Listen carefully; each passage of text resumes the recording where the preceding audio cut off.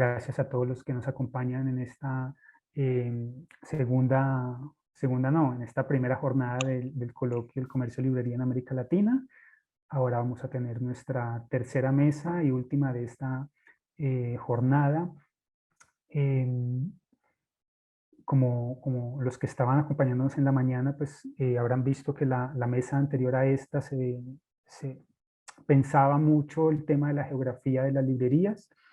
Ahora vamos a continuar un poco con esa línea de investigación y de análisis, concentrándonos en una ciudad en particular, una ciudad que para muchos latinoamericanos resulta muy desconocida en términos de su historia cultural, de su historia intelectual, que es la ciudad de Sao Paulo en Brasil. Las tres mesas que acompañan, las tres ponencias, perdón, que acompañan esta mesa están dedicadas a esta ciudad, y junto con la ponencia de Vivian Aires de la mesa anterior nos retratan, nos dibujan una mirada de larga duración a todo lo que tiene que ver con el mundo de los libros en esta ciudad brasileña, quizá la más importante ciudad brasileña en términos de la vida sociocultural de este país. Sin más que agregar, darle simplemente la bienvenida. Paso a presentar a Aura Hurtado, quien va a ser la moderadora de esta mesa. Aura Hurtado es socióloga de la Universidad del Valle, tiene una maestría en historia por la Universidad de Sao Paulo, justamente en Brasil, y actualmente realiza estudios de doctorado en la Universidad de Alcalá de Henares, el doctorado en historia, cultura y pensamiento de esta última universidad. Aura, para los que no la conocen, se ha especializado mucho en la relación entre cultura escrita y mundo rural, y la relación también entre medios de comunicación y enseñanza de la cultura escrita. Así que Aura, pues sin más preámbulos, darte paso para que presentes a esta mesa tan bonita que tenemos. Muchas gracias. Buenas tardes a todos, a todas. Muchas gracias, Juan David, por la invitación. Es un honor estar con estos invitados. Entonces, pasamos a dar inicio a la mesa titulada Las librerías en la geografía urbana. La primera ponencia estará a cargo de la profesora Marisa Midori Daecto, de la Universidad de Sao Paulo, con la ponencia Librerías en Sao Paulo, itinerarios urbanos y cartografías intelectuales 1850-1910. Una breve presentación de la profesora Marisa, es profesora libre docente en Historia del Libro en el Departamento de Comunicación y Edición de la Escuela de Comunicaciones y Artes de la Universidad de Sao Paulo. Se formó en Historia y se doctoró también en Historia Económica en la Facultad de Filosofía, Letras y Ciencias Humanas de la Universidad de Sao Paulo, donde actualmente orienta investigaciones en el programa de posgrado en Historia Económica. La profesora ha sido invitada en diversas instituciones extranjeras, dentro de las que se destacan la Escuela Nacional de Chad, la Escuela Normal Superior, la Escuela de Altos Estudios en París. En el 2017 la profesora recibió un título de doctora en honoris causa en la Universidad de Ensarta en Karoli, Hungría, por sus contribuciones a la difusión de la historia del libro y de las bibliotecas desde una perspectiva transnacional. Su libro, Impérios dos Livros, Instituições e Práticas de Lectura na São Paulo Oitocentista, publicado en 2011, fue reeditado en el 2019 y recibió el premio Jabuti, el premio de amplio prestigio en Brasil, y asimismo este título mereció el premio Sergio Buarque de Holanda, otorgado por la Fundación Nacional de la Biblioteca Nacional de Río de Janeiro en la categoría de Mejor Ensayo Social. Doy la palabra a la professora Marisa Midori. Bem, é um prazer terminar esta jornada maravilhosa, não é? Em que eu aprendi muito sobre as pesquisas em torno da história da livraria. E eu já vou compartilhar com vocês a apresentação que eu preparei para o dia de hoje, pois eu sei que o tempo é curto e há muito o que dizer. Na verdade, fiquei bastante impactada com os trabalhos apresentados anteriormente em relação, voltados para as cartografias, tanto sobre a cidade de Bogotá quanto sobre a cidade do México, porque é justamente esta minha área de interesse, não é? Cartografar e, ao mesmo tempo, compreender o sentido dessas cartografias num cenário mais amplo que podemos chamar de vida econômica, a vida política e a vida intelectual ou espiritual de uma cidade. Bem, é nesse sentido que eu organizei a minha apresentação de hoje. O programa ele foi dividido, grosso modo, em 3 partes. A primeira, muito mais ligeira, não é? Em que eu tento apresentar aí a cidade de São Paulo do ponto de vista da economia e da cultura, nesse período que vai de meados do século XIX ao começo do século XX, no qual as transformações, tanto do ponto de vista urbano como estruturais, foram realmente intensas. E eu vejo também que há um paralelismo, não é, com os processos de modernização das cidades latino-americanas de modo geral. No segundo tópico, eu falo um pouco mais sobre esses itinerários urbanos e as cartografias, a partir de mapas que eu desenvolvi para identificar, não é, o que seria essa vida urbana do ponto de vista da atividade dos homens e das mulheres dos livros, naquele contexto. E eu faço isso pensando em 3 conceitos que me parecem fundamentais para compreender São Paulo dentro de um quadro mais amplo das cidades latino-americanas, que é a transculturação, à luz da leitura que faço do Angel Rama, mas também de outros conceitos importados, como no caso de uma importação da geografia, não é? No que toca à infosfera, e das transferências culturais, segundo o termo cunhado pelo historiador Michel Spagne. Voilà, eu nunca sei como eu mudo aqui. Sim, aqui. Bem, no que toca à economia e à cultura, não vou me estender tanto, mas como disse para vocês, essa segunda metade do século XIX, ela se apresenta, então, sob a égide da laicização do ensino e da cultura de modo geral, pensando que nos períodos anteriores a tradição colonial é muito forte no que toca ao ensino religioso e às instituições de ensino, mas também as bibliotecas religiosas, num cenário muito próximo daquele observado pela historiadora Olivia Moreno para a Cidade do México, e aqui que essas instituições laicas, em particular a própria Faculdade de Direito, elas contribuem, não é, para essa laicização, mas também para uma nova configuração da cidade de São Paulo, que se dá nesse esforço de transculturação a partir da lição europeia, não é? Porque nós estamos também no período de maior conexão das cidades latino-americanas com o outro lado do oceano, dadas as próprias mudanças observadas nos meios de transporte, nos sistemas de transporte e de comunicação.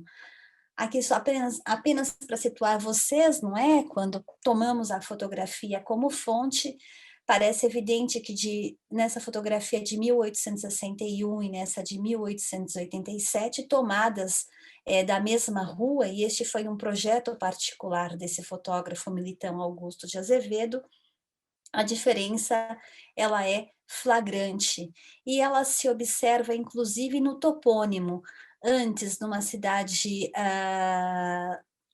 inserida no regime monárquico, a Rua da Imperatriz, em uma homenagem à Imperatriz brasileira, e agora uma cidade sob a influência direta da República, não é? A República Brasileira foi instaurada em 1889 e ela se converte, então, em Rua 15 de Novembro, que é a data da República Brasileira.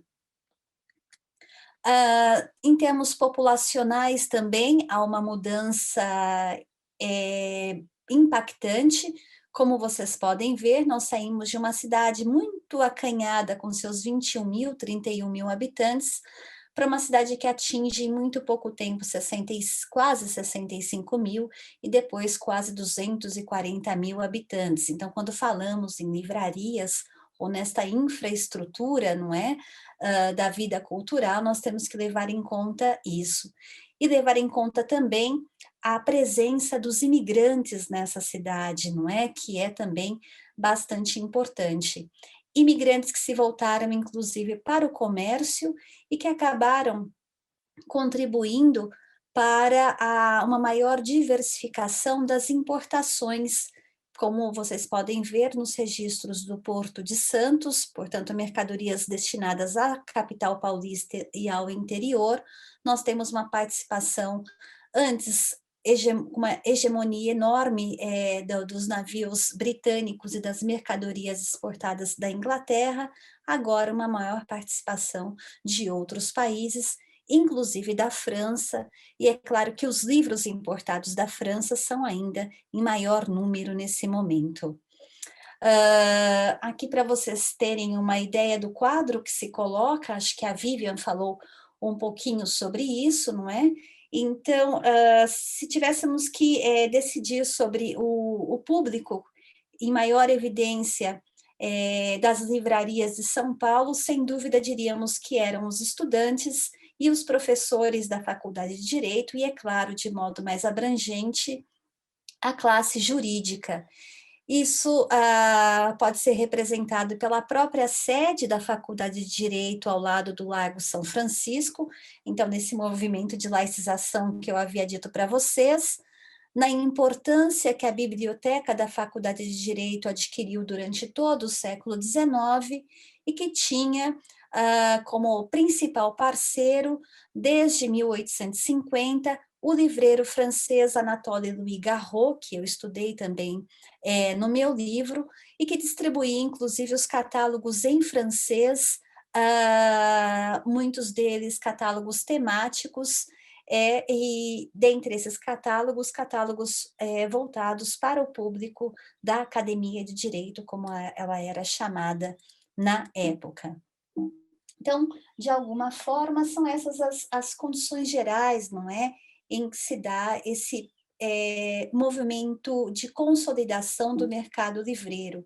Eu acho que existia uma proto-história que foi contada pela Vivian, mas a partir de 1850 nós vamos encontrando condições para o maior adensamento, um público mais presente nas livrarias, para depois pensarmos também agora numa diversidade maior desse público. A segunda parte da exposição, então, ela se volta, como eu disse, para os itinerários urbanos e as cartografias intelectuais. E é nesse momento que os mapas, para nós, eles se apresentam como uma fonte importante, não é? Uma fonte para produzir novas fontes, porque quando fazemos novos mapas, estamos também imprimindo a nossa leitura sobre a cidade, não é? Mas na forma como nós refletimos sobre os mapas da cidade que foram feitos no passado. E aí o conceito infosfera do Henri de Bois, como eu disse, importado da geografia, ele me pareceu muito pertinente, quando ele diz que a infosfera é o conjunto das informações transmitidas, trocadas, mas sobre todos os suportes e por todos os meios, e esse conjunto se organiza no meio urbano, não é? No solo urbano. Então, qual é a ideia, não é? Que quanto mais denso é esse conjunto, maiores são as condições de desenvolvimento da economia do livro. das tipografias, dos próprios autores, não é? Pensando numa vida intelectual, dos leitores, e logo fazendo esta ligação entre a produção, o circuito da produção e o circuito dos leitores, das livrarias, não é? Então, nessa segunda parte, eu gostaria de mostrar para vocês o papel das livrarias nesse centro urbano de São Paulo, que é pequenininho, não é? É o centro original de São Paulo, demarcado ainda pelas igrejas de São Bento, São Francisco e pela Sé. Aqui seria o pátio do colégio. Então, nesse perímetro aqui, como as livrarias surgem, elas podem ser representadas cartograficamente e como, de alguma forma, elas nos permitem compreender a maior ou menor densidade dessa infosfera, ou seja, o maior ou menor contato das livrarias com o meio intelectual e com o ambiente urbano. Então, quando eu pergunto o que dizem os mapas da cidade, o que eu pretendo fazer? Eu pretendo levantar todos os mapas que foram feitos da cidade de São Paulo desde 1810 e tentar identificar nesses mapas, não é, impressos ou desenhados durante todo o século XIX, aqueles que de alguma forma dão algum indício da preocupação daqueles cartógrafos e artistas da época com a vida intelectual. E vejam que apenas em 1877 eu pude identificar, de fato, um mapa impresso no processo litográfico por um imigrante francês chamado Jules Martin, que tentou desenhar essa cidade do ponto de vista dos seus edifícios públicos, hotéis, linhas férreas, igrejas, bondes, passeios, etc.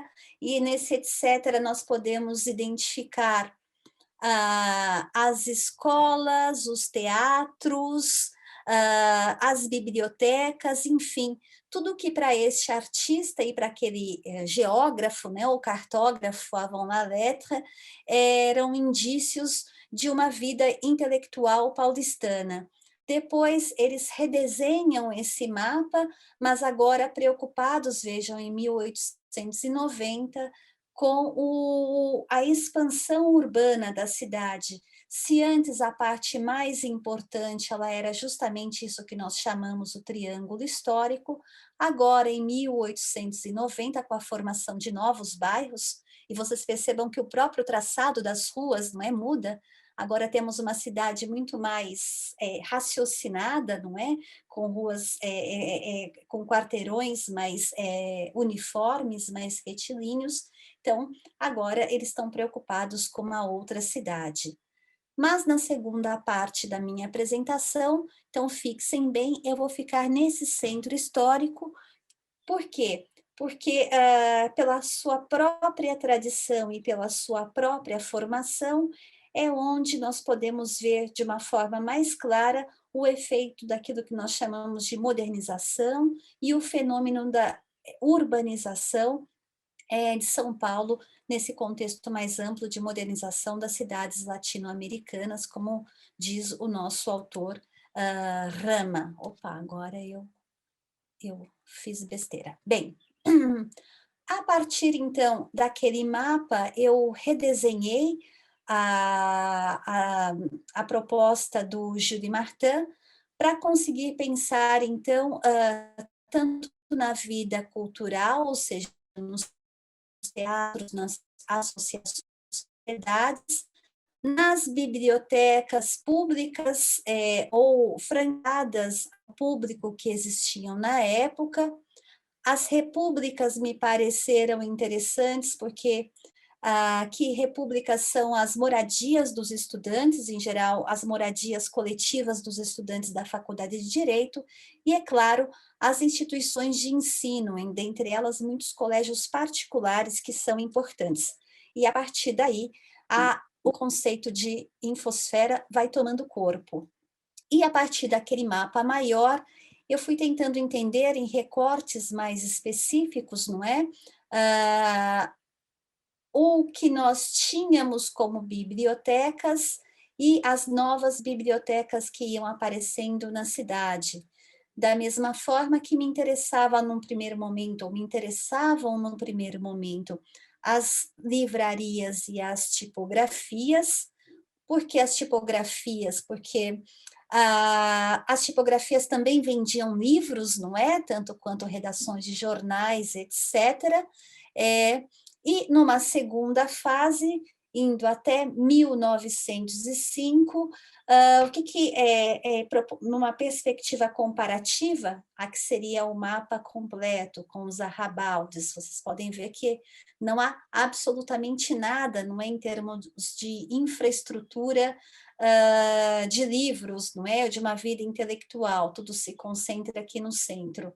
E se eu continuo esse recorte, livrarias e tipografias para um primeiro momento, até 1878, e depois eu proponho um novo recorte, o próprio desenvolvimento das livrarias no centro de São Paulo, o que eu percebo? Deixa eu só colar aqui um pouquinho, porque há outros, é claro, uma gradação, não é, em termos de datas, que a partir de 1880 eu tenho de fato esse espessamento da infosfera por uma presença muito mais significativa de livrarias na cidade, não é? E se vocês me perguntassem, mas essas livrarias tiveram vida longa? Eu posso dizer que sim, que das 43 livrarias recenseadas aqui neste mapa, só uma foge ali para o que a gente chama de Centro Novo, que é a Livraria Civilização. 14 livrarias, elas mantêm o seu nome nos anúncios de jornais ainda nos anos de 1910, sendo que a Livraria Garraud foi aquela que teve uma vida mais longeva, não é? Porque eles fecham as portas em 1935, embora o livreiro original Garraud, ele já tenha partido de São Paulo no finalzinho do século XIX. Então, parece claro que a infosfera, ela acompanha, não é, de fato, esse movimento mais amplo de modernização e de mudanças profundas, não é, na estrutura urbana da capital. E, por último, nesses últimos minutos, é preciso pensar a presença dessas livrarias, não é? Numa perspectiva também de transferências culturais. E por que isso me pareceu importante? Porque, como diz o autor, e eu cito só o finalzinho da fala dele, né, do Michel Spain, o livro, sendo por excelência um objeto particularmente mutante, dotado a um só tempo de uma dimensão cultural e de um valor econômico, resultado de uma produção intelectual e de uma fabricação material, merece especialmente ser encarado sob esse ângulo. E por quê? Porque ele atua num circuito econômico, portanto, numa conjuntura de prosperidade econômica, ele coloca em evidência aquilo que o autor chama de imbricações e mestiçagens nos espaços nacionais, quando consideramos que a boa porção desses livros são livros, ou seja, eles testemunham essa conexão de São Paulo com o comércio atlântico, e, por outro lado, eles me permitem compreender as livrarias como lugares de sociabilidade na capital paulistana. E é claro que todos esses ingredientes, se repensarmos também o próprio conceito de transculturação do Angel Rama, eles concorrem, não é, para as nossas formas, para a formação das nossas identidades, ou seja, eles estão, essas formas identitárias que se desenham tanto na vida cultural quanto na vida espiritual, nos diversos níveis ou nas diversas camadas da sociedade, elas têm esse ingrediente, não é, das transferências, principalmente nesse momento, agora em que estamos falando de forte hegemonia francesa. E uma hegemonia, no caso de São Paulo, que tem nome, período de atividade e até um rosto, não é? O livreiro Garraud, ele me trouxe a alegria de ter deixado muitas fontes para a pesquisa. Ele não só foi importante, mas com ele eu pude mapear os endereços, os múltiplos endereços da livraria e até o seu processo de modernização. Veja só, ele sai de uma livraria, de uma porta acanhada, em que vende livraria e papelaria, para uma livraria chique, e uma loja chique de artigos importados franceses, não é? Na principal rua de São Paulo, que é a Rua 15 de Novembro. Ele me deixou também a fortuna dos catálogos, de modo que eu pude mapear os livros anunciados e as conexões desses livros com as diferentes comunidades de leitores da minha cidade. E aqui outra foto da Rua 15 de Novembro, já no auge, não é? Da sua fama e da sua movimentação. Veja, uma modernização complexa, porque além dos trilhos dos bondes elétricos, nós temos ainda as carroças. E, para concluir, como estamos falando de questões identitárias e da presença estrangeira na formação da nossa intelectualidade, parece evidente, não é, que esta livraria ela trazia às mãos da sua clientela, ou seja, dos leitores da época, toda a sorte de livros em francês. Então, aqui está uma boa mostragem do que seria um catálogo da livraria Garot. O catálogo de 1872 é o mais importante, há muitos outros, mas eu espero ter apresentado para vocês de forma breve, nesses 20 minutos, aquilo que eu quis dizer ou ilustrar para pensarmos e resgatarmos esses conceitos de transculturação, de infosfera e de transferência cultural, que para mim são muito ricos para os estudos das livrarias. É isso, muito obrigada. Eu só preciso aprender como sair daqui agora, interromper compartimento. Obrigada. Obrigada, profesora Marisa. Muchas gracias por su presentación. Damos paso a Hugo Quintana, quien va a presentar la ponencia titulada A Relação entre o Centro de São Paulo e a Cinquantenária Livraria Duas Cidades, 1954-2006. Y antes, una breve presentación biográfica de Hugo Quintana.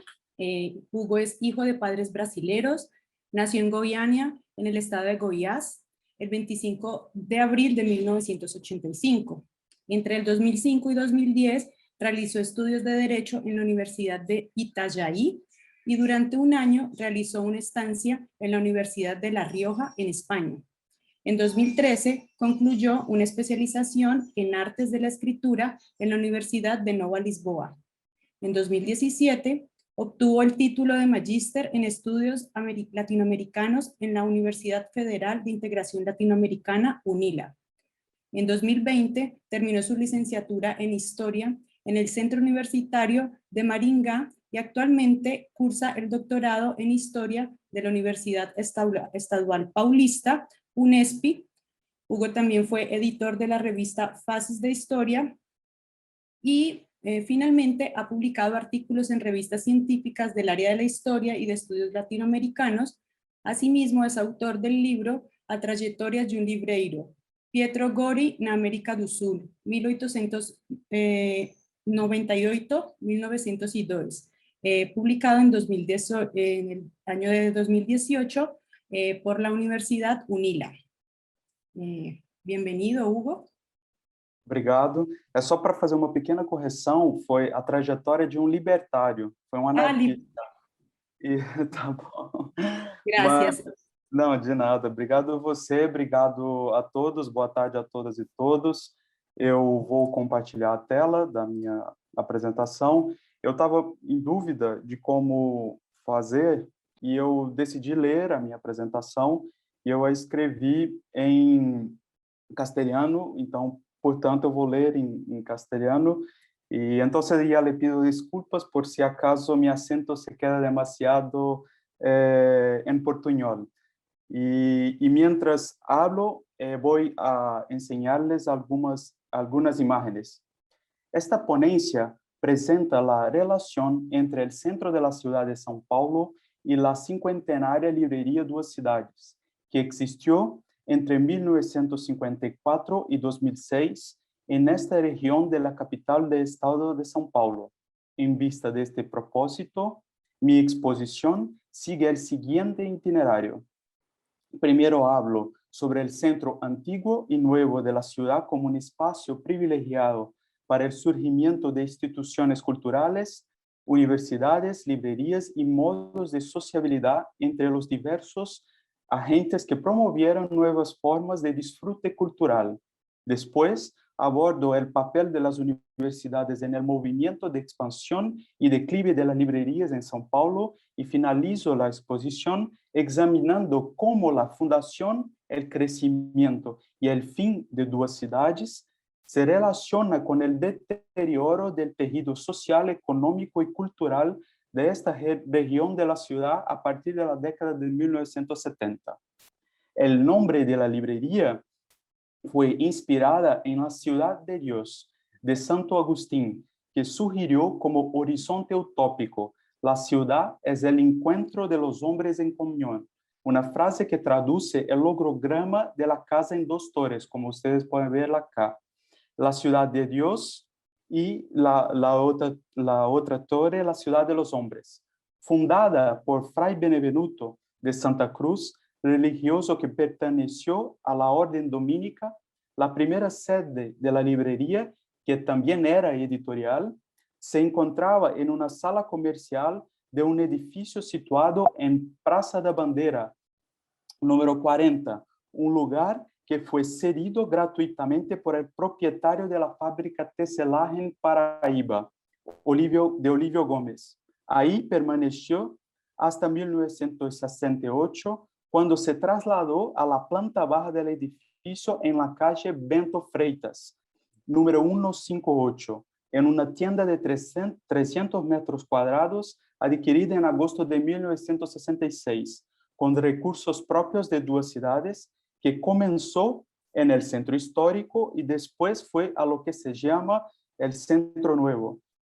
Teniendo en cuenta este contexto, es importante verificar cómo el mercado de libros se distribuyó geográficamente en el centro entre 1930 y 1970, una área urbana que albergó numerosas librerías en este periodo.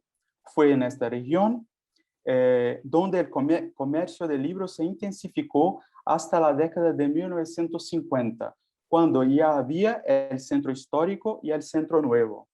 Martín Gonçalves esbozó una cartografía de las librerías en el centro de São Paulo con dos objetivos.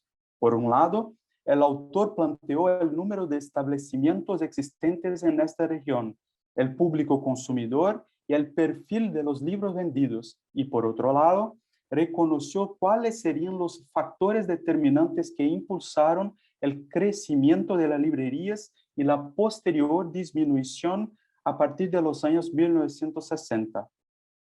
El número de librerías dio un salto aún mayor en la década de 1950, sumando un total de 78 establecimientos, un momento de mayor concentración de librerías en la región central de la ciudad, ya que en la década de 1970 tenemos un registro de 19 librerías en el centro de la ciudad.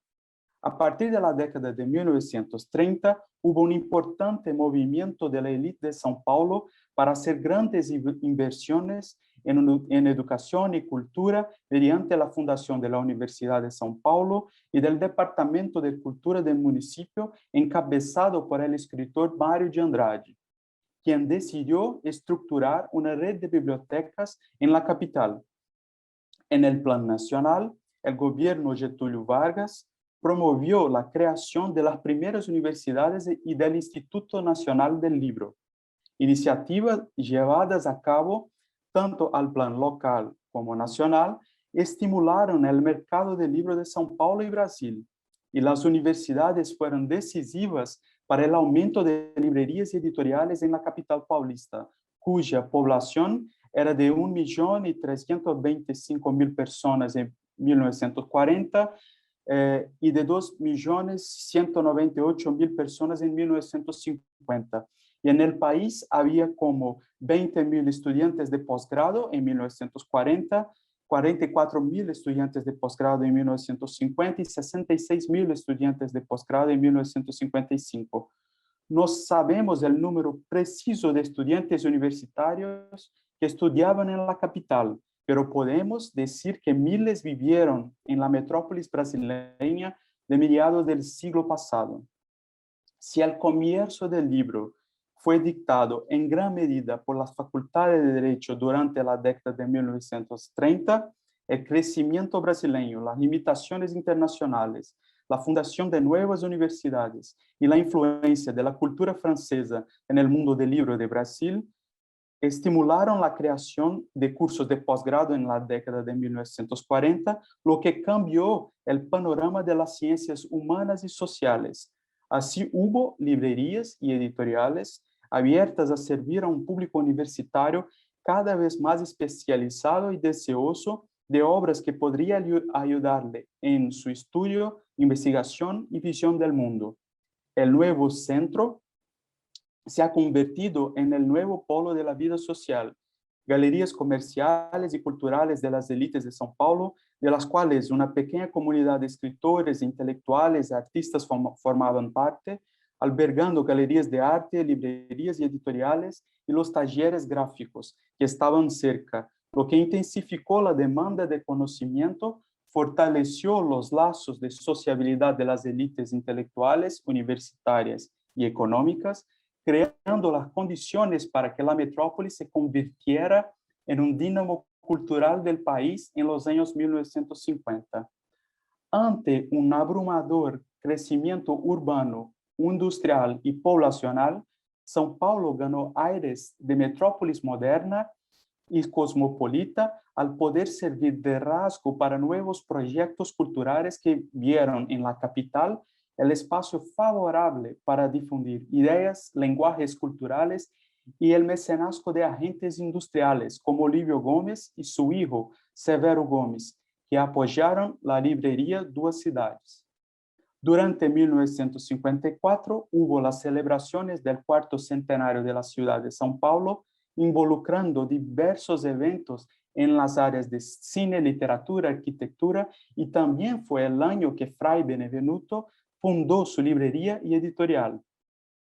De los 194 establecimientos que la ciudad poseía en 1959, 78 estuvieron en la región central de la capital durante los años 1950, periodo que representó el pico de las librerías en el centro de la ciudad. En este sentido, la apertura de una librería en la zona central de la ciudad representó estar alrededor de algunas universidades, como Mackenzie, que ustedes pueden ver acá, la Facultad de Escuela, Sociología y Política, la Pontificia Universidad Católica. Esta área acá que ustedes pueden ver es como el Centro Nuevo y abajo está el Centro Viejo, ¿no? En este sitio, por ejemplo, están algunas facultades que funcionaban, pero no funcionan más, de la Universidad de São Paulo, porque se trasladó después de 1968 a la ciudad universitaria. Aquí ustedes pueden ver dónde empezó la librería Duas Cidades y después se trasladó para este sitio, ¿no? Cerca del Teatro de Alianza Francesa, cerca de la Plaza de la República, cerca de la Rua Barão de Itapetininga, donde estaba la librería francesa, que Fabiana nos va a hablar después. Y bueno, y aquí justo al lado está la Facultad de Derecho, que la profesora Marisa nos ha hablado un poquito. Bueno, y estas universidades indicando que el comercio de libros podría servir a un público especializado de lectores, como ocurrió con las librerías Duas Cidades y Francesa, entre otras que eran frecuentadas por profesores y estudiantes que más tarde publicaron sus tesis y disertaciones por muchas de las librerías que también fueron editoriales en este periodo. Estas universidades invirtieron en el área de las humanidades, permitiendo el crecimiento de cursos de sociología, historia, letras y filosofía. El progreso del comercio de libros acompañó el ritmo del crecimiento urbano, cultural, industrial y social en la ciudad de São Paulo en la década de 1950. Si bien el intenso proceso de industrialización de la capital hizo factible construir una estructura gráfico-editorial más robusta, la inversión en estructuras socioculturales permitió la construcción de bibliotecas, librerías, museos y universidades en esta región. Muchos de los intelectuales que estudiaban en estas instituciones tenían la costumbre de comprar libros nacionales e importados. Luego se convirtieron en maestros, comenzaron a publicar sus estudios y a formar una generación de estudiantes que iban a las librerías ubicadas en el centro de la capital. Durante este periodo, librerías como Nobel abrieron una sucursal en la calle María Antonia, que es esta. Martins amplió las áreas temáticas comercializadas y comenzó a vender libros de humanidades, al igual que vendía Mestre Ju, librerías que servían a estudiantes universitarios. En el centro de São Paulo creció entre 1940 y 1960 hasta el punto de atraer no solo librerías, sino también establecimientos de lujo, predominantemente ubicados en las calles Marconi y Barão do Itapetininga. Mientras Marconi era la calle de las librerías Teixeira, de los hermanos Teixeira, y Jaraguá de Alfredo Mesquita, la calle Barão fue considerada como una de las calles más prestigiosas y selectas de la capital, donde estaba la sede del periódico Folha de São Paulo, de la confitería vienesa y de las librerías Parthenon, de José Mindelin, y Brasiliense de Caio Prado Jr. Calle también que estaba a 400 metros de la Plaza Ramos y de Mapping, la tienda departamental más grande de la ciudad en estos años. Según una encuesta realizada por Martín Gonçalves, en los años 1950, el Centro Nuevo contaba con 51 librerías y el centro histórico albergaba 27, sumando los 78 establecimientos ubicados en esta región de la capital. El autor estableció las diferencias entre las configuraciones espaciales de las librerías que pretendía llegar al grande o medio público. La primera restringía los tipos de obras comercializadas en espacios que tenían como objetivo promover la alta rotación de la clientela, mientras que la segunda, como la Librería Duas Cidades, eran usualmente frecuentadas por un público universitario y sus espacialidades estimulaban la permanencia de los clientes en los establecimientos. Del conjunto de librerías existentes en esta localidad, durante los años 50 y 60, las sucursales de la librería Agir en la calle Braulio Gomes, la librería Voces en la calle Senador Feijó, lugar que albergaba otras librerías católicas, así como la librería Herder en la calle 7 de Abril y la librería francesa en Barão do Itapetininga, eran tiendas que tenían un perfil similar a la de librería Duas Cidades.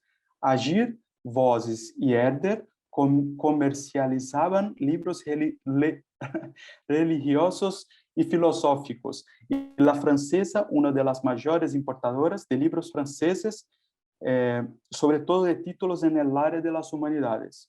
La librería francesa fue uno de los establecimientos concurrentes de la librería dirigida por el profesor Santa Cruz, como lo llamaban después de haber renunciado a la sótana en 1972, cuando cambió las modalidades de los libros vendidos en su tienda y promovió una inflexión del catálogo de la editorial. Tanto francesa como Duas Cidades estaban ubicadas en el centro de São Paulo y eran las principales librerías importadoras de libros franceses, pero la segunda se especializó en vender libros religiosos entre 1954 y 1969 mientras que el comercio de francesas se centró en el área de humanidades desde el principio.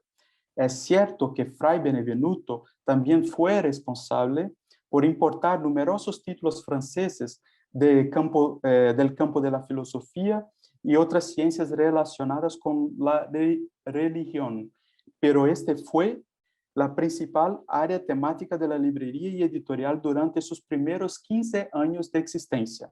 Al fin y al cabo, Duas Cidades fue uno de los pocos establecimientos libreros de medio porte que decidieron continuar su historia en el centro de São Paulo, que albergaba solo 19 librerías en la década de 1970. A pesar de los cambios causados por el crecimiento urbano y económico de la capital, el progresivo abandono del centro por parte de las autoridades, las Duas Cidades conservó su perfil misionero, primero religioso y a partir de 1970 universitario, para formar algunas generaciones de una juventud católica o secular, permaneciendo así fiel a la identidad construida desde su fundación hasta 2006, cuando cerró sus puertas. Bueno, acá están algunas de las referencias que he utilizado en mi ponencia. Gracias por todo y les pido disculpas por el acento, por cualquier cosa. Gracias. Déjame interrumpir.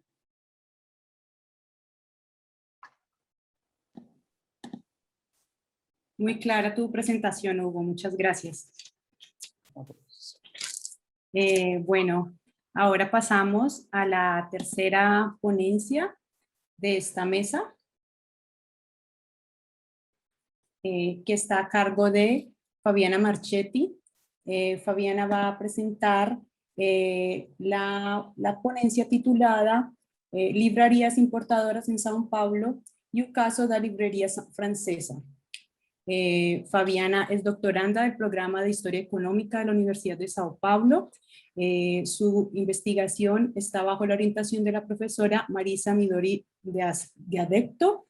Su tesis se titula Paul Monteil y Differ, edición y difusión del pensamiento universitario brasilero, 1947-1973, financiada por la Fundación de Amparo a Pesquisa do Estado de São Paulo, FAPESP.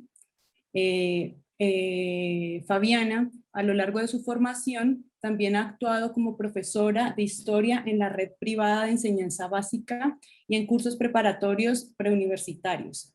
Actualmente realiza su estancia doctoral en la Escuela de Altos Estudios en Ciencias Sociales, bajo la supervisión de la profesora Mónica Raiza, y participa del proyecto La Ley Lang, o Ley del Precio Fijo del Libro, 40 años de experiencias en los diálogos Francia-Brasil.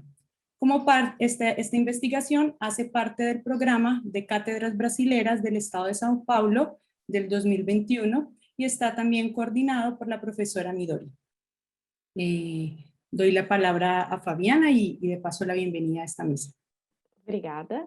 Eu vou compartilhar. Muito bem. Boa tarde a todos e todas. Obrigada pela apresentação, Aura. Quero agradecer também aos organizadores do colóquio pela oportunidade e peço licença para falar em português, adiantando que os slides estão em espanhol para auxiliar no acompanhamento da minha fala. A Aura já falou um pouquinho sobre a minha tese, e eu gostaria de fazer mais algumas pontuações sobre o tema da pesquisa, pois ela contextualiza essa apresentação. Paul Monteil foi o fundador e diretor de duas empresas na capital paulista, a Livraria Francesa em 1947 e a Editora Difusão Europeia do Livro, de FEL, em 1951, e a questão central da tese é investigar a relação entre o mercado do livro em São Paulo e o desenvolvimento das instituições universitárias locais. O processo, a nosso ver, impulsiona a transformação dos meios intelectuais e o seu resultado é a emergência de um pensamento universitário nesta sociedade, que deverá encontrar espaço de circulação e divulgação através do mercado livreiro e editorial. Do ponto de vista teórico... Disculpa, Fabiana, solo disculpa interrumpir. Sim, sim. Solo una sugerencia muy breve. Si hablas más despacio, el portugués se hace más comprensible para el público. Sim, Un poco desculpa. devagar. Do ponto de vista teórico, é preciso dizer que o trabalho pertence à disciplina de História, e mais especificamente ao domínio da história do livro e da edição, conforme a definição de Lucien Febvre e Henri Jean Martin. Em termos gerais, consideramos o livro como suporte que materializa a produção do espírito humano e uma mercadoria especial portadora de valor simbólico e econômico, capaz de gestar circuitos de circulação de ideias, redes de relações humanas, processos sociais e políticos. Outras teorias historiográficas também vão ser evocadas durante a apresentação, e as fontes que eu coloco para vocês no slide, as quais a gente pode voltar se houver alguma questão em seguida. Para a apresentação de hoje, eu defini um recorte temático e temporal. Então, nos concentraremos na figura de Paul Montet e na fundação da Livraria Francesa, e o fio condutor da discussão será o crescimento do mercado de livros importados no Brasil nas décadas de 40 e 50 e a participação de estrangeiros nesse setor a partir de São Paulo. Essa precisão temática nos foi levantada pela leitura de Ubiratã Machado, historiador que tem se dedicado à história das livrarias no Brasil. Em seu pequeno guia histórico das livrarias brasileiras, ele faz uma observação que interessou ao nosso trabalho e que cito no slide projetado a vocês. Nessa afirmação, o Ubiratã destaca a marcante presença de indivíduos estrangeiros na história do comércio de livros no Brasil, que retoma sua importância a partir da Segunda Guerra Mundial, nos alertando para o fato de que a trajetória particular de Paul Montet, um imigrante francês em São Paulo, carregava características de uma época, pois outros imigrantes de outras nacionalidades também encontraram no mercado livreiro um caminho para construir sua profissão, depositar seus investimentos e se integrar à sociedade em que viviam. Desse modo, trago 3 questões norteadoras para reflexão. A primeira, por que o mercado do livro oferecia uma oportunidade aos estrangeiros nos anos 40 e 50? Quais são os pontos em comum de suas trajetórias? E se esses livreiros poderiam cumprir um papel específico em relação aos livreiros nacionais?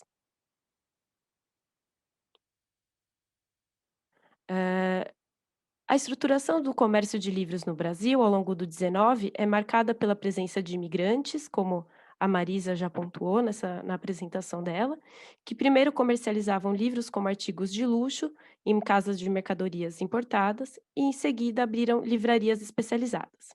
As mais emblemáticas nessa época são justamente francesas, a Garnier, no Rio de Janeiro, e a Casa Garrou, em São Paulo. Nas primeiras décadas do século XX, essa situação se transforma e os livreiros nacionais passam a liderar o mercado pela experiência adquirida nesse processo e, sobretudo, pelo crescimento da edição nacional nos anos 20 e 30. Em meados da década de 40,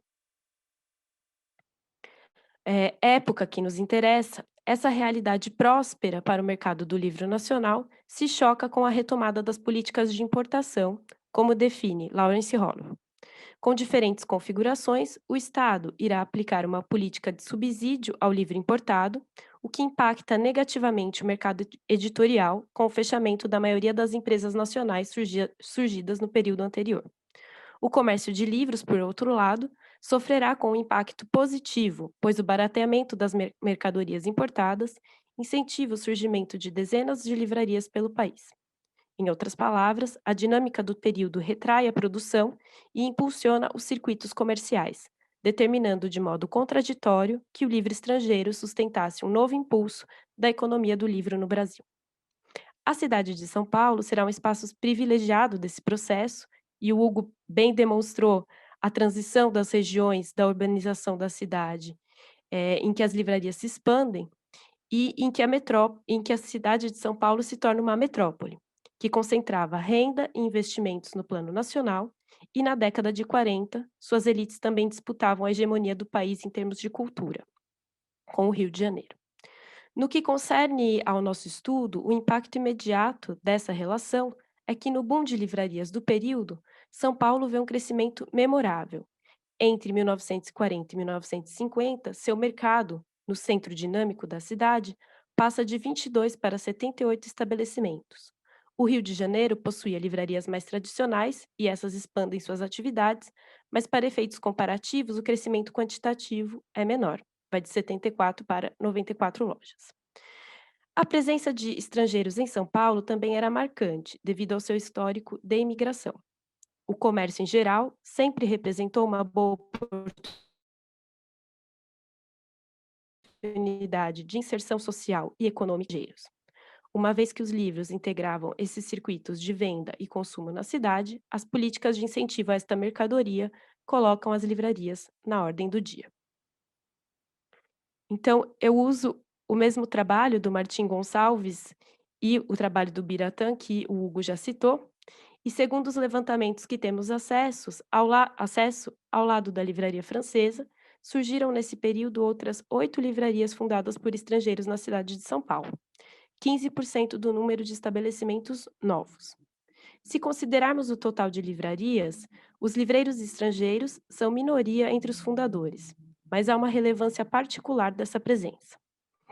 Analisando brevemente os nomes do quadro, as livrarias Cosmos e Guanabara Coogan são filiais de empresas sediadas no Rio, marcando a disputa do novo mercado em ascensão, e das livrarias nascidas na cidade destacam-se as de origem italiana, ligadas à grande comunidade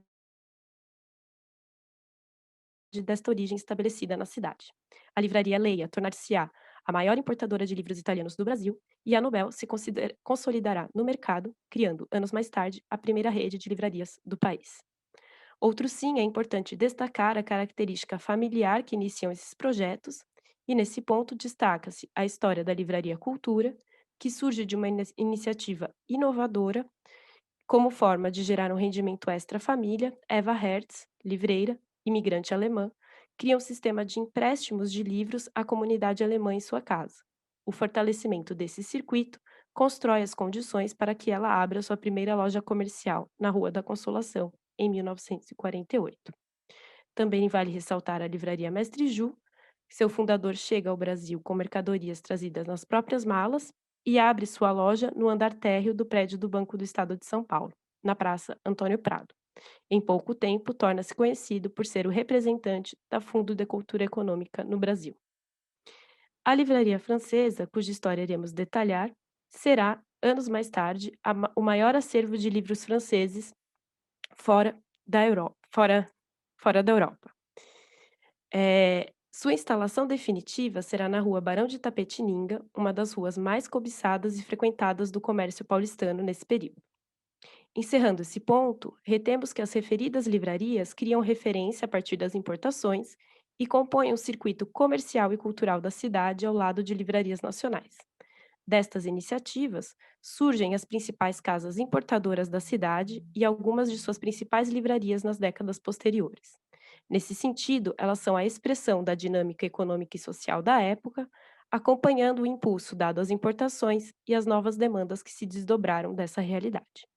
A partir disso, podemos considerar que os proprietários estrangeiros podem ser vistos como catalisadores deste fenômeno.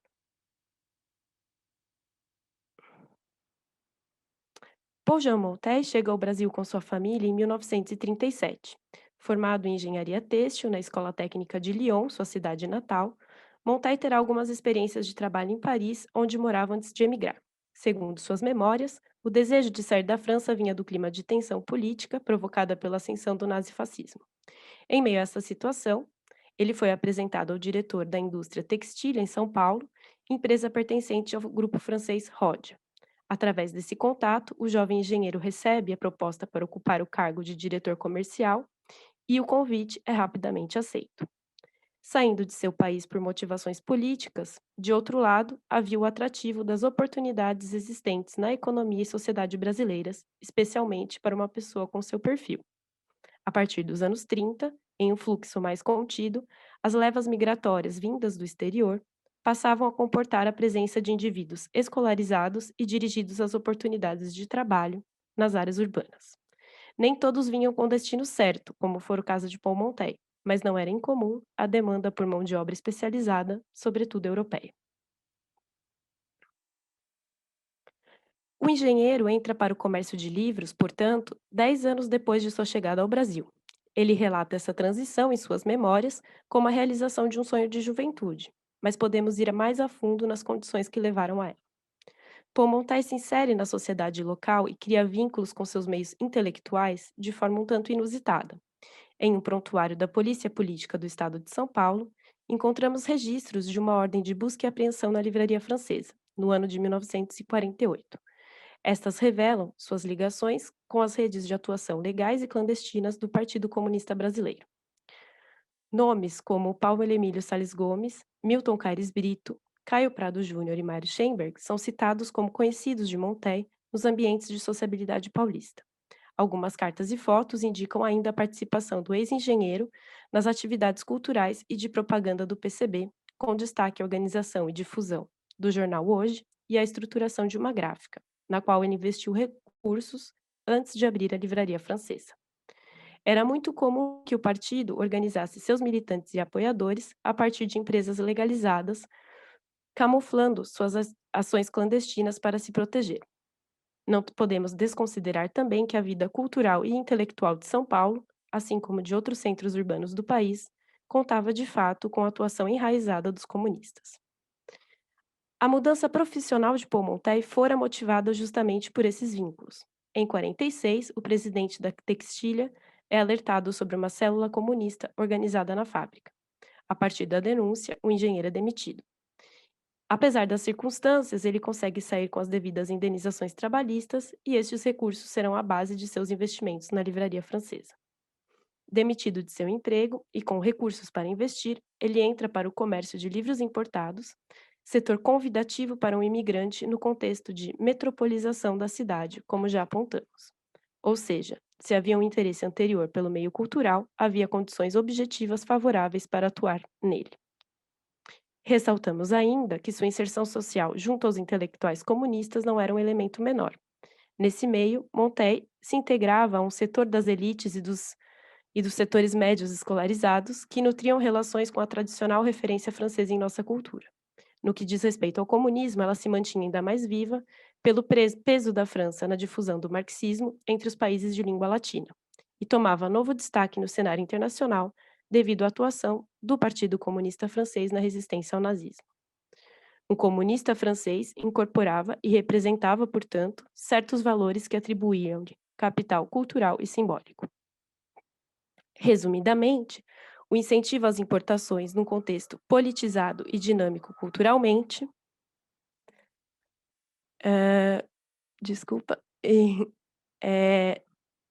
culturalmente faz com que Paumontel reúna condições sociais e econômicas favoráveis para fundar uma livraria especializada na capital paulista. E esses fatores nos fazem compreender como sua origem imigrante era fundamental para construir uma posição de mediação cultural entre a França e o Brasil naquele contexto.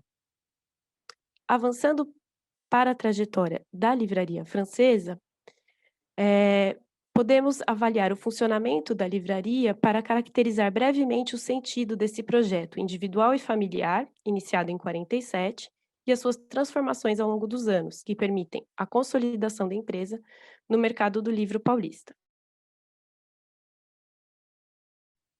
Entre 47 e 49, período de sua implantação, chama atenção o fato de que a livraria conta com um círculo de fornecedores muito bem definido. As editoras ligadas ao PCF, justamente, e outras empresas nascidas no movimento da resistência na França. Esse setor é o mais dinâmico no processo de reorganização do mercado editorial francês e correspondia, a princípio, às demandas do público leitor nas redes com as quais Monteil mantinha contato em São Paulo. Afinal desses 2 primeiros anos, a livraria formava um estoque de mais de 17 mil livros. No ano de 1950, contudo, a empresa passa por uma mudança. As importações crescem e se diversificam, e esse fato coincide com a entrada de novos sócios na empresa. O que era um projeto familiar, de um casal de imigrantes, passa a envolver capital francês, com a presença da Livraria Bertrand, Marcel Didier, livreiro e editor parisiense, e Georges Lucas, seu representante profissional do mercado editorial. O capital da livraria francesa cresce 125% e seu estoque vai a 41 mil livros. Nesse processo, o fornecimento de livros passa por uma rede de mais de 150 fornecedores, entre editoras e distribuidoras, com espectro ideológico e disciplinar mais amplo, contando com empresas comerciais, como a Hachette, ou com as chamadas editoras generalistas, tradicionais, como Gallimard. A diversidade é um fato, mas no conjunto de seu acervo inventariado, vemos que a livraria francesa constrói um perfil fundamentalmente marcado pela literatura e as ciências humanas. Desculpem. O ponto de virada na livraria francesa não se dá apenas pela ação espontânea de Paumontet e seus sócios. Há um movimento maior que nos interessa pontuar: a disputa pela reconstrução da hegemonia francesa no plano internacional, que passa pela retomada dos mercados de bens culturais e especialmente do mercado livreiro. A ampliação da livraria contou com ações da diplomacia francesa no Brasil.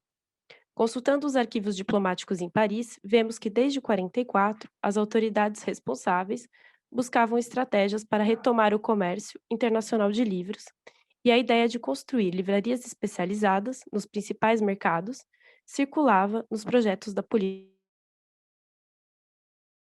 oficial. Na mesma documentação, a livraria de Paumontet é mencionada pelas autoridades francesas em 1949. Sua atuação é vista como um modelo pertinente e interessante. Alguns meses depois, Georges Lucas segue ao Brasil em missão oficial, ao que tudo indica, para estabelecer relações com Montet em São Paulo, como já assinalamos.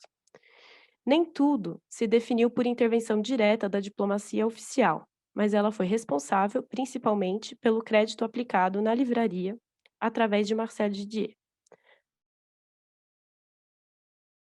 A grande entrada de capitais, além de ser um benefício em si, também favoreceria o acesso às políticas cambiais que beneficiavam a importação de livros naquele momento. Segundo os dados administrativos da livraria, no ano seguinte, a francesa seria responsável por mais de 20% das importações anuais de livros franceses no Brasil. O principal objetivo diplomático era atingido, inundando o mercado e conseguindo uma queda ainda maior nos preços para o livro francês. É preciso remarcar que, mesmo com as transformações, Paumontet exerceu o cargo de direção da livraria até seu falecimento, em 1973, e sua esposa se manteve como gerente comercial. Nas memórias de frequentadores e funcionários, o casal era responsável pela chefia do negócio, pela vida cotidiana da livraria e sua construção como uma referência na cidade. Os recursos eram fundamentais, mas a ação mediadora dependia do casal francês enraizado na sociedade paulistana. Podemos formular, então, algumas conclusões sobre esse estudo de caso. A trajetória de Paumontet e a livraria francesa em São Paulo podem ser vistas como expressão de um novo momento para o mercado do livro no Brasil. Inserido na sociedade paulistana, a partir de relações políticas e econômicas, ele trazia consigo uma bagagem de escolarização e formação técnica, com interesse particular pela cultura e os livros. Como francês, conectado à realidade brasileira, ele se torna mediador entre duas realidades. Ele desenvolve um projeto pessoal e, ao mesmo tempo, trabalha em um complexo circuito de trocas entre países, culturas e formas de pensamento. Entre o projeto familiar e a conformação de uma sociedade de capital internacional, não limitada à iniciativa de um imigrante, vemos que a ação de Montet integra, a partir de seus interesses particulares, essa dinâmica maior, na qual sua origem francesa e seus vínculos favorecem como mediador e agitador cultural. O legado da tradição francesa junto à cultura brasileira e a nova projeção de suas instituições que suas instituições buscavam, na segunda metade do século XX, criavam espaço para essa mediação. A intervenção da diplomacia, por sua vez, demonstra que, ao interessar a esfera oficial, esse movimento amplo de circulação de livros e ideias reforça as vantagens de um imigrante francês no setor. Esse fato é determinante na aproximação dos investidores e na ampliação dos negócios. Ao mesmo tempo, a ação de Montet, ao trabalhar com a cultura e as mercadorias de seu país, está vinculada a esse interesse, pois depende do alcance, material e simbólico, que os bens culturais adquirem no exterior. De forma alguma, consideramos que Paumontet e a livraria francesa eram porta-vozes de uma imagem oficial, pelo contrário, A atuação da livraria nos faz crer que ela sustentava tendências de pensamento opostas à política do Estado francês naquela conjuntura, e podemos falar disso no debate. Partindo para o encerramento, algumas conclusões sobre as questões gerais propostas no início, da apresentação. Elas não se aplicam automaticamente a todos os livreiros imigrantes que listamos no início, mas podem ser tomadas como princípios gerais para o debate e futuras investigações sobre o tema. A cidade de São Paulo oferecia oportunidades aos imigrantes estrangeiros, especialmente dentro desse novo perfil, de pessoas escolarizadas e dirigidas à dinâmica urbana. O caráter cosmopolita de suas elites beneficia a inserção desses indivíduos na sociedade e a política nacional para importação de livros dinamiza o mercado. Desse modo, o interesse do indivíduo estrangeiro em atuar no mercado dos livros poderia se dar pelas possibilidades que o setor comercial oferecia, tradicionalmente aos imigrantes, combinadas com a efervescência cultural da cidade e do país, no imediato pós-guerra. As trajetórias individuais também importam nesse processo.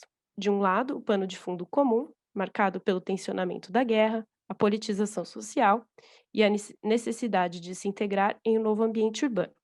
De outro, as predisposições e interesses pessoais pela cultura. O fato de serem imigrantes os diferencia dos empreendedores nacionais, pois esses indivíduos são vistos na sociedade em que vivem como portadores legítimos de um repertório linguístico e cultural. Ao mesmo tempo, no país de origem, seus vínculos anteriores ou simplesmente a nacionalidade poderiam oferecer um contato privilegiado com instituições e relações pessoais para terem acesso às mercadorias importadas.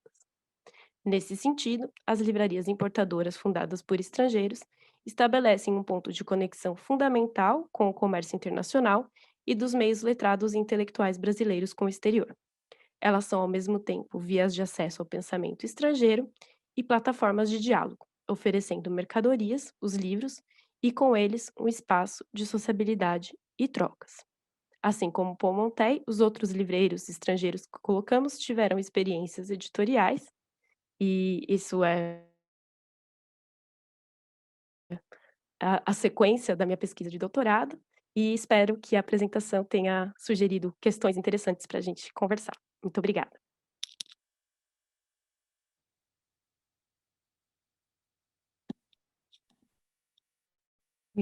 Muchas gracias, Fabiana. Una muy buena presentación. Bueno, abrimos la ronda de preguntas. Ya hemos recibido 2 preguntas del público. Todos aquellos que estén elaborando sus preguntas, estamos aquí abiertos a recibirlas. Una pregunta para Hugo. Una dificultad común que afrontamos los historiadores de las librerías es la falta de archivos. No obstante, la ponencia da cuenta de un aprovechamiento muy fuerte del archivo de la librería de dos ciudades. ¿Podría contarnos algo más de los documentos que componen este archivo?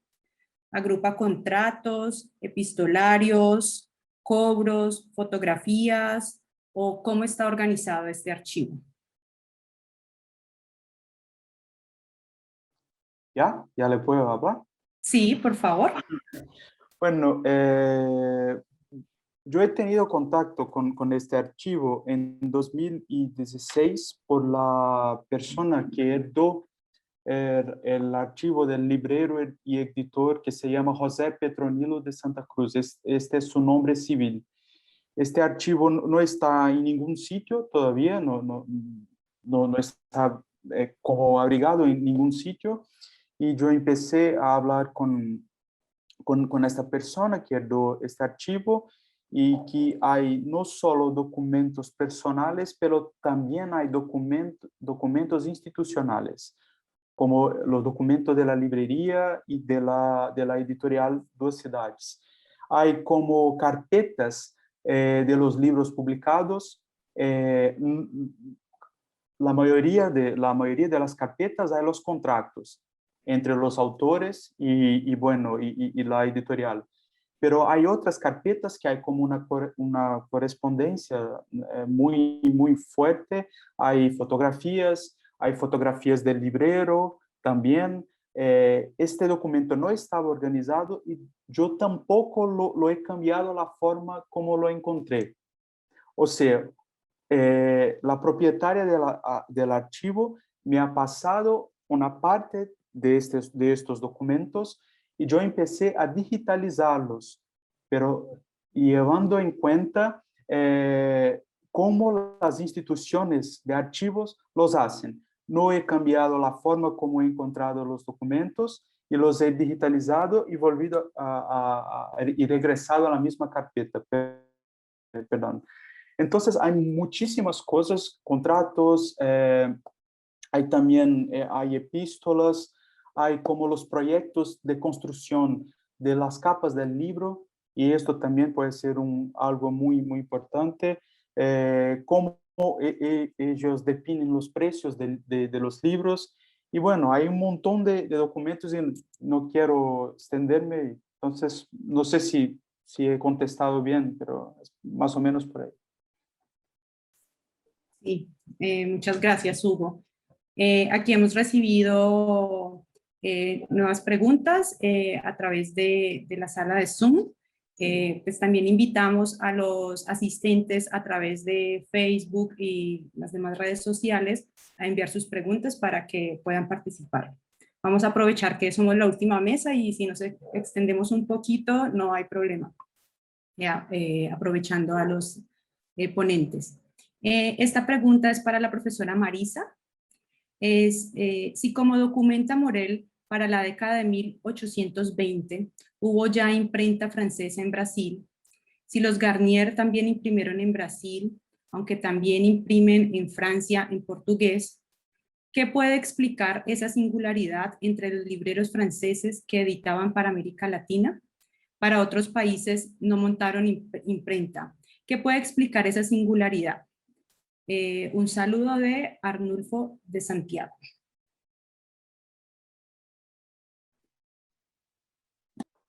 Boa noite, Arnulfo.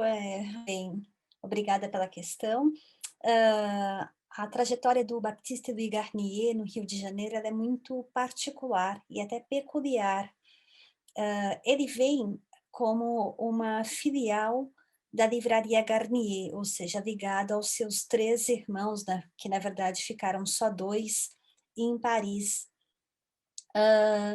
No entanto, passados 10 anos, isto por volta de 1860, ele começa a criar a imprenta Rio de Janeiro, a assinar na imprenta Rio de Janeiro, B.L. Garnier, Rua do Ouvidor, 69.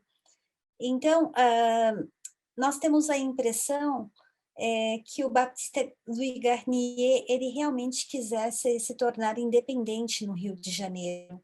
E ele dá várias provas disso.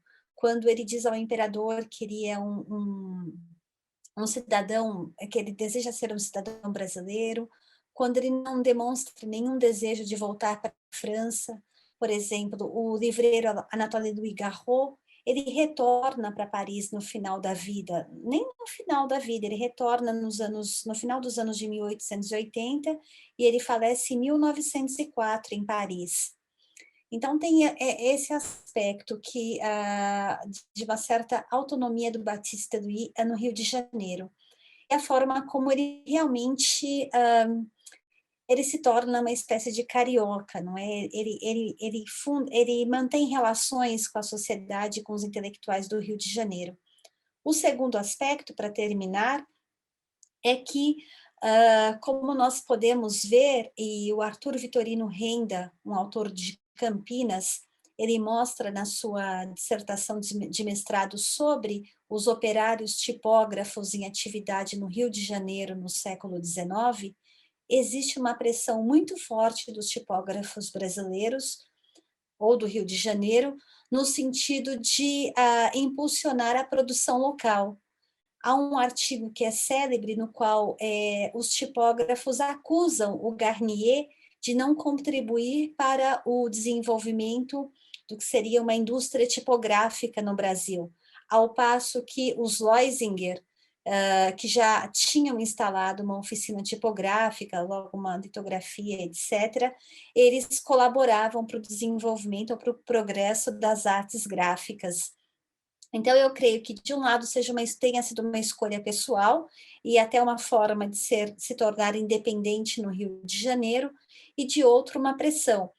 Mas a sua produção, a produção no Rio de Janeiro em relação às importações, ainda continuam minoritárias. Ele continua um grande importador e, portanto, funciona como uma filial muito importante para os negócios da Garnier no Rio de Janeiro.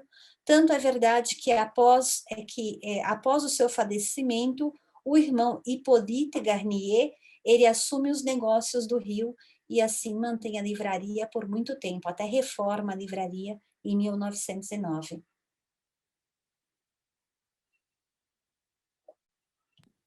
Bueno, muchas gracias, Marisa. Aquí tenemos otra pregunta para Hugo.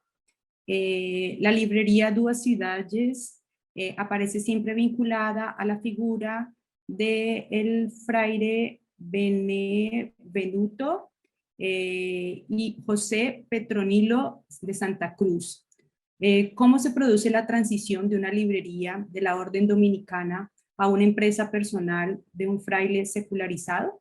Muchas gracias, Susana Monreal, desde Montevideo. Muchas gracias, Susana. Nosotros ya hemos hablado un poco sobre el orden dominica en América Latina y bueno, esta transición no fue sencilla y tampoco fue fácil. Cuando el fray ha renunciado a la sótana, como nosotros decimos, aposentado a batina, en 1972, él empezó una fuerte discusión con el orden dominica de Brasil, que más o menos ocurrió como más o menos unos 10 años de combate con el orden. Primero, para comprar las cotas que pertenecían a la orden, porque él no podría tener nada, no podría tener una empresa en su nombre, el fray Benevenuto, porque pertenecía a una orden religiosa. Y por eso, cuando salió de la orden, él intentó de comprar tanto las cotas de la empresa, pero también el sitio donde estaba ubicada la empresa, que pertenecía a la orden, con el argumento de que él lo hizo todo. Que no es una inverdad, pero tampoco él hizo todo mientras estaba en esta orden religiosa. Y después que salió, intentó de comprar, de negociar, pasó más o menos 5 años para tener una negociación de comprar las cotas del orden, pero no el edificio donde estaba ubicado, no la tienda donde estaba. Y así pasó a pagar, ¿cómo se dice en castellano? Aluguel, puede ayudarme ahora, es como una renta que se paga al mes, un aluguel. Alquiler. Alquiler, esto es, gracias. Y después de 1977, el fray empezó a pagar un alquiler para el orden y ya tenía la empresa en su nombre. Pero 10 años después, en 1987, hubo una pelea con el orden dominicana y así por el tema del alquiler. Y bueno, y esto es toda una historia muy larga y espero que la he contestado más o menos bien, Susana. Y gracias por la pregunta, además. Bueno, muchas gracias a Hugo también por su respuesta. Bueno, mientras tal vez lleguen algunas otras preguntas del público, voy a aprovechar aquí mi posición de moderadora para levantar también una pregunta. Personalmente ha sido muy grato escuchar este recorrido cartográfico e histórico por el centro de Sao Paulo. Y bueno, me surgen muchas inquietudes, muchas impresiones. En el caso de Marisa veo una relación muy fuerte entre historia de la ciudad e historia de las librerías y todo lo que ocurre alrededor de esta expansión urbana. Quisiera pedirle que nos comente brevemente el trabajo que ella hace de este cruce de fuentes y de este aprovechamiento de los planos urbanos, cómo has llegado allí, cuál es, digamos, tu apuesta metodológica en este sentido. Pienso esta pregunta también para estimular o pensando también en los investigadores colombianos o de otros países que están en la búsqueda de fuentes. En el caso de Hugo, pienso también mucho en dos dimensiones, en esta dimensión que de algún modo la tocaban en la pregunta anterior, y es cómo se cruza esta dimensión religiosa y laica por la vía de la apuesta universitaria de los títulos que proponía la librería, cómo se cruza en el espacio, librería, pero más allá de su catálogo. Es decir, cómo abordas este cruce, estas dos dimensiones, sagrada y laica, por un lado, en tu trabajo, digamos, más allá de los catálogos que por supuesto ofertaba la librería.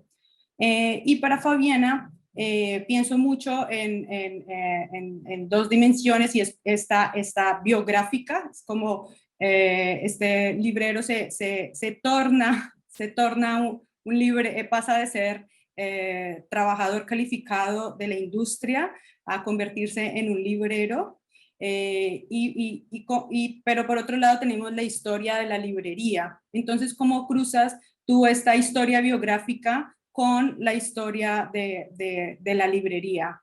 ¿Sí? Cómo esta dimensión individual, subjetiva, encuentra un lugar y claro, familiar, como lo mencionabas con el caso de su esposa, quien era su coequipera en este negocio. ¿Cómo cruzas estos dos aspectos en tu investigación y cuál es el enfoque con el que los trabajas?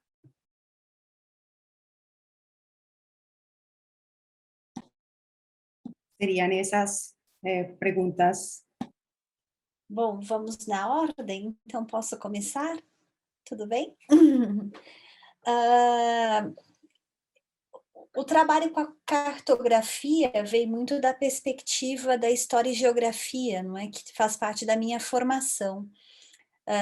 Mas eu vi e me identifiquei muito, por exemplo, com o trabalho da doutora Olivia Moreno, porque eu vi que ela tem feito a mesma construção. No caso de São Paulo, houve um grande movimento chamado Quarto Centenário, que foram as festividades dos 400 anos de São Paulo. Então, de alguma forma, naquele contexto, em 1954, muito dessa documentação, que tinha um viés ideológico muito forte, não é? Que era uma forma de testemunho da grande potência que era São Paulo, ou seja, da forma como ela parte de uma realidade colonial e pobre e se torna uma cidade cosmopolita e uma metrópole, não é? Como o Hugo e a Fabiana descrevem para os anos 50 e 60. Mas eu acho que a história das livrarias, ela não pode abrir mão dos jornais, das cartografias, dos mapas das cidades, como eles têm feito, ou o próprio Martim fez, e isso, na verdade, tem uma relação muito forte com o meu trabalho, não é? Não é à toa que o Martim foi me orientando, a Fabi também. O Hugo, eu já o conheci quase no final do caminho, mas eu considero ali um continuador desse trabalho de geohistória, que tem muito uma influência das leituras do Brodel nos tempos passados. E então é isso, eu acho que eu até perguntei no intervalo para o Juan se havia outros trabalhos para outras cidades latino-americanas, porque, como eu disse, eu entendo isso à luz da leitura do Ángel Rama como um fenômeno latino-americano de urbanização e modernização num contexto republicano das cidades latino-americanas, Então, cabe perguntar, não é, o lugar das livrarias, das bibliotecas, naquilo que seria uma cartografia intelectual, dentro de um projeto republicano de laicização do ensino, da cultura, e tudo isso me interessa muito, tanto na perspectiva do local, mas de entender São Paulo dentro de uma perspectiva muito maior, que é latino-americana, e aí também as influências europeias, não é? Nesse grande contexto.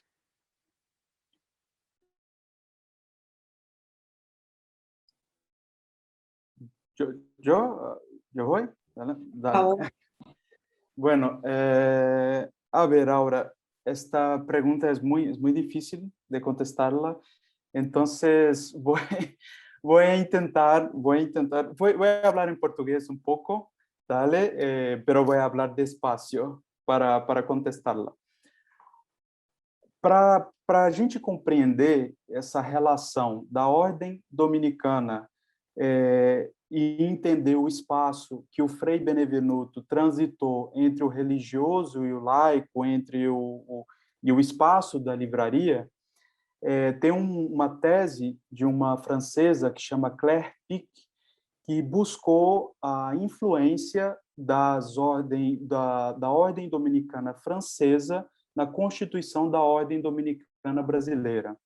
A ordem dominicana no Brasil, ela começou trabalhando muito nas regiões do interior do Brasil, em finais do século XIX, início do século XX, e trabalhando muito com os indígenas. E esse processo foi alterando no decorrer do início do século XX, ao ponto de, ali por volta de 1940, a ordem ter optado para ir em direção às capitais e fazer um trabalho mais intelectual. Ou seja, se aproximando das universidades católicas que estavam sendo construídas naquele momento e de grandes intelectuais católicos daquele período, como Alceu de Amoroso Lima, entre outros, tá? Então, foi ali por volta de 1940, 1950, que foi formada as primeiras universidades católicas no Brasil, como, por exemplo, a Universidade Católica do Rio de Janeiro, a Universidade Católica de São Paulo, que depois se transformaram em pontifícias universidades católicas. E o Benevenuto de Santa Cruz, o Frei que eu estou estudando, ele sempre teve um trânsito muito forte com a França, porque ele morou lá, e ele fez o estudo dele em filosofia e teologia no convento de Saint-Maximin, no sudeste da França, e ele tinha uma ligação muito forte com a intelectualidade, porque ele trabalhou com o padre Lebret. E esse padre Lebret, ele teve um trânsito muito forte com as elites culturais e industriais, não só de São Paulo, mas de outras capitais brasileiras. E trabalhando com esse padre, ele pôde transitar entre esse universo secular e esse universo religioso, de forma que ele começou a importar revistas francesas dominicanas para São Paulo, mas também revistas de planejamento urbano, porque esse padre Lebret trabalhava com isso. Para eu não me estender tanto na minha resposta, que eu espero que esteja sendo clara, quando ele fundou a livraria, em 1954, lá nesse edifício da Praça da Bandeira, o público que frequentava lá era um público já universitário, mas tanto católico quanto secular. Então, ele recebia bispos, padres e universitários católicos. A juventude universitária católica era muito forte nesses anos no Brasil.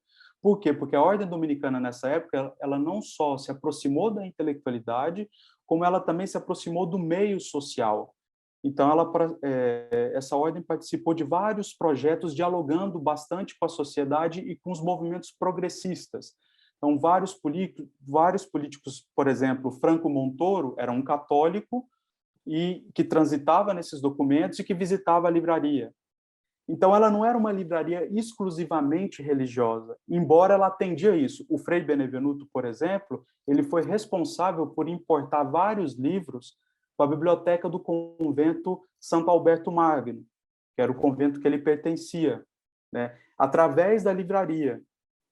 Então, ele, por causa dessa história pessoal dele, por causa da história da ordem dominicana, acabou que essa livraria ela sempre teve como entre a cidade de Deus e a cidade dos homens. É quase que ela cumpre essa missão vocacional que já está no nome dela, que é transitar entre esse espaço de Deus e esse espaço dos homens. Eu acho que, enfim, para eu não me estender mais, é mais ou menos por aí. Obrigado pela pergunta, Aura. Muchas gracias, Hugo. Vamos con Fabiana. Oi, Aura, obrigada. Desculpa por ter falado muito rápido no início da apresentação, mas eu estava muito tensa com a minha conexão. Ela está falhando um pouquinho, acho que é pelo horário. Sobre a dimensão biográfica e da história da livraria. Na verdade, no trabalho como um todo, além dessas duas dimensões, tem a dimensão editorial, porque o Monteiro também vai atuar como editor, né? Então, para eu encontrar essa chave, ela vem muito pela questão da atuação política mesmo. Quando eu mencionei na minha apresentação aqui, que o Monteiro fala de sair da França por conta da ascensão do nazifascismo, isso eu só tenho evidências pelos relatos dele, infelizmente eu não consegui encontrar fontes que o vinculassem a alguma organização de esquerda na França, mas também não é tão necessário, porque eu acho que o ambiente intelectual daquele momento, ele beneficiava mesmo o envolvimento das pessoas, dos críticos, né, dos setores médios urbanos de esquerda, nesse movimento antifascista, a partir de uma atividade cultural que era muito forte em grandes cidades, como Paris, claro, que foi a cidade que ele morou antes de vir para o Brasil, e também na sua cidade de origem, que era Lyon.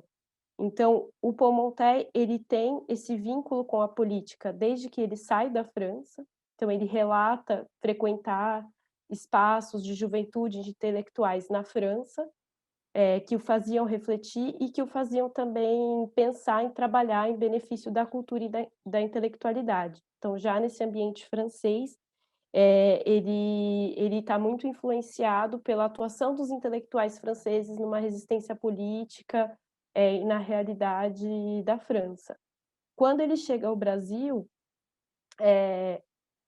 para mim é até estranho de ver a rapidez com a qual ele se engaja em um partido clandestino, como o Partido Comunista Brasileiro. Então, essa inquietude política, ela encontra no Brasil também um ambiente fértil, que é um ambiente internacional, né, nas trocas desses circuitos do marxismo, dos PCs. E então esse desejo dele, que a gente pode ler nas memórias, acaba encontrando, como eu tentei demonstrar, esse ambiente muito fértil de dinâmica política e cultural, porque a cidade de São Paulo, nos anos 40 e 50, ela é esse ambiente de metropolização, que é o conceito que alguns autores utilizam, como a Maria Arminda, que o Hugo também utilizou, que é um conjunto de atividades de urbanização, de crescimento territorial, econômico e cultural da cidade, do público letrado também. E isso está muito permeado por essa tradição de esquerda, por uma tradição francesa, que eu acredito que leva essa trajetória do Monteil a se engajar politicamente, mas se engajar também por uma cultura e por uma produção cultural nacional, que eu não enfatizei na apresentação de hoje pelo recorte que eu decidi dar. Ela também está muito presente nas redes que o Monteil se insere. Então, esses comunistas que eu citei, eles estão na Universidade de São Paulo e outros. E a livraria francesa, então, vai ser esse espaço de importação e venda de livros importados, mas também de uma rede de apoio aos movimentos de esquerda até o fim da ditadura militar. O Paul Monteil ele é citado em biografias e tudo mais, e as edições que ele vai publicar na Difel também tem muito a ver com esse ambiente engajado, principalmente a partir da universidade, que eu acho que é um tema que apareceu hoje diversas vezes, como essas instituições de ensino e produção de conhecimento dinamizam o mercado editorial. Então, acho que a questão da política, muito presente nesse momento, desde a França dos anos 30 até o Brasil dos anos 40 e 50, o debate do terceiro mundo também, que vai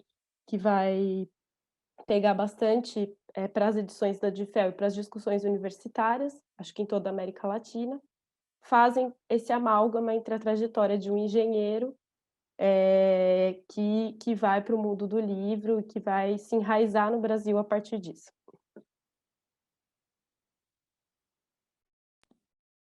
Obrigada, Fabiana.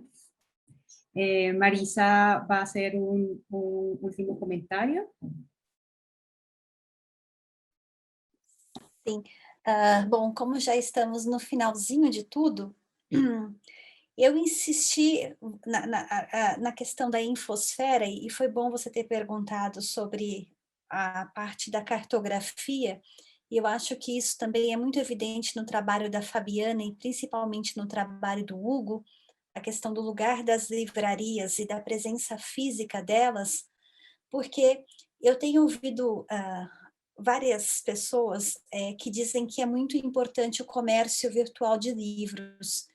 Ele é muito importante, não é, o e-commerce, esse contato que nós temos com o mundo de livros, dos nossos computadores, ele, é claro, é uma realidade, nós não vamos mais viver sem ele.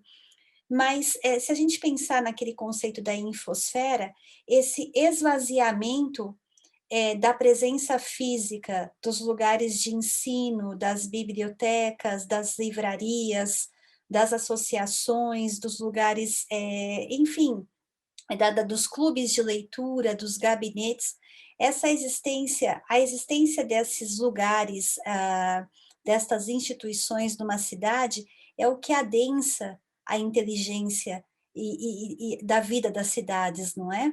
Então, se de um lado nós ganhamos muito em nossas casas quando nós optamos por uma vida apenas virtual, por outro lado, o que nós estamos fazendo tem uma consequência a médio e longo prazo que ela é terrível, que é o esvaziamento do espaço urbano e dos espaços de sociabilidade, não é?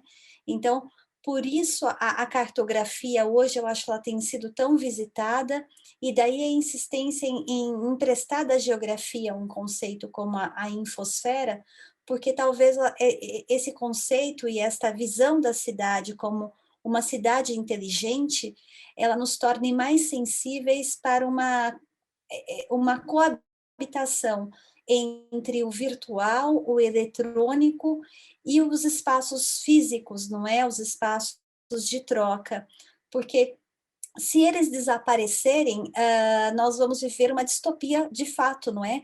Porque isso significa, como vocês viram em vários mapas apresentados aqui durante o dia de hoje, o esvaziamento dos espaços inteligentes, ou seja, o nosso próprio alinhamento da cidade e da sociedade, né? Seremos mais ou menos como Walking Dead ou fantasmas andando no vazio e sem uma imagem cartográfica, não é? Sem endereço e sem pontos de referência. Ou seja, isso é um movimento contra a própria história, contra a própria existência dos homens, não é? Nesse planeta.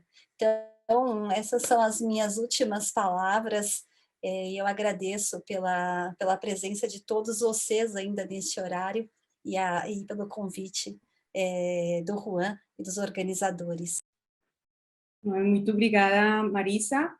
Solo quisiera, a propósito de tu comentario, cerrar contándoles a ustedes y por supuesto al público que nos acompaña, que durante mi estancia en Sao Paulo, la visita a la Librería Cultura de la Avenida Paulista, la Librería Cultura fue una de las librerías que ubicó y que presentó Fabiana en su presentación y que ahora sé que fue fundada en 1947. Entonces, la visita de la Librería Cultura en la calle principal de Sao Paulo, que es la Avenida Paulista, hacía parte del recorrido de reconocimiento de la ciudad, llegando, era como lo primero dentro de las recomendaciones que siempre le hacían a los estudiantes extranjeros. Entonces ahí nuevamente cruzamos como esta vida académica, esta vida intelectual, la importancia de las universidades atrayendo, en este caso, extranjeros. y cómo las librerías son un lugar de visita, de consulta.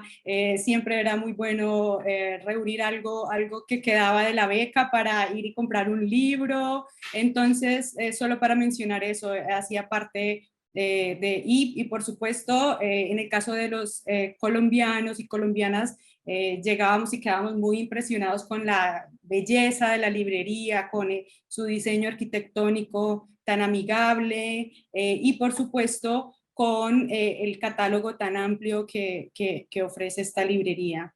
Entonces, un gusto nuevamente, me sentí un poco más cerca de Sao Paulo esta tarde, gracias a ustedes tres, y gracias al público por acompañarnos, por sus preguntas. Muchas gracias a Juan David por la invitación, y por supuesto al Instituto Caro y Cuervo, que ha hecho posible este evento. El evento continúa mañana con su programación, pues que ya todos conocemos, y los esperamos nuevamente. Muchas gracias, Aura. Muchas gracias, Fabiana, Marisa, Hugo, por acompañar esta última sesión de la primera jornada. Un placer escucharlos y compartir con ustedes. A mí se me quedan muchas preguntas, pero pues no voy a abusar del tiempo ni del carácter de coordinador. Les voy a escribir un correo a Fabiana especialmente, que le tengo unos datos que de pronto les sirven, o la llevan a mirar algunas cosas allá en París. Nada, un saludo también a todos en el público y esperamos que este sea el primero de muchos otros encuentros.